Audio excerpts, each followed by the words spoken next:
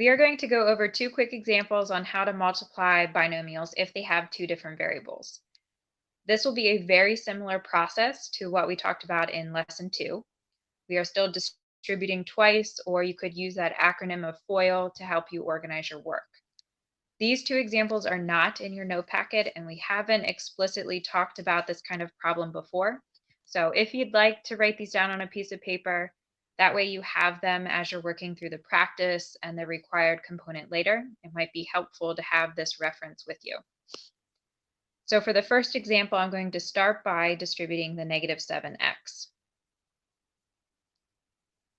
So remember, we are multiplying coefficients and adding exponents if the variables have the same base.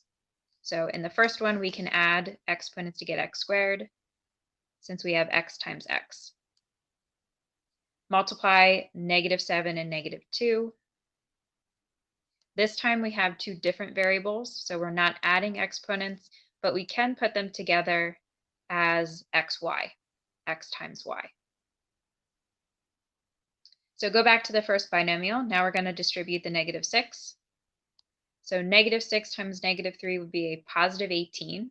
And the same thing happens with our variables. So we don't have any of the same base, but we can put them together as x times y, or xy. It does not really matter if you write it as xy or yx because of the commutative property. Either one would be acceptable. I'm just going to keep it in the same order as the term before it. I am also lining up my like terms as I multiply. That way I can just add straight down when I'm finished. Negative 6 times negative 2 would be a positive 12. And then add exponents to get y squared. So all I have left to do is combine my two like terms in the middle. Remember, as you combine like terms, you are not changing variables or changing exponents.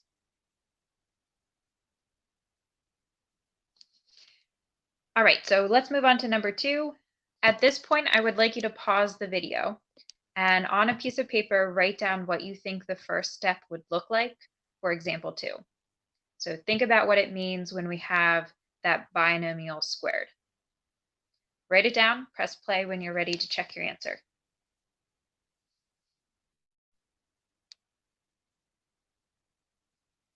So anytime we have an expression or a term being squared, what that really means is we're multiplying it by itself. So 3n minus 4m quantity squared would be the same as 3n minus 4m times itself.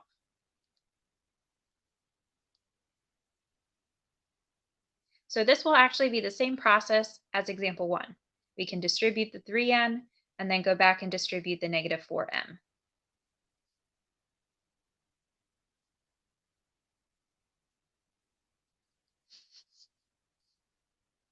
So 3n times 3n, we get positive 9n squared.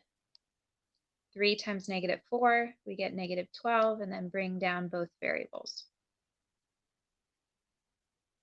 Distribute the negative 4m. We get a negative 12 nm and a positive 16 m squared. So at this point, I have my like terms already lined up, so I'm just going to combine those in the middle to get negative 24 nm.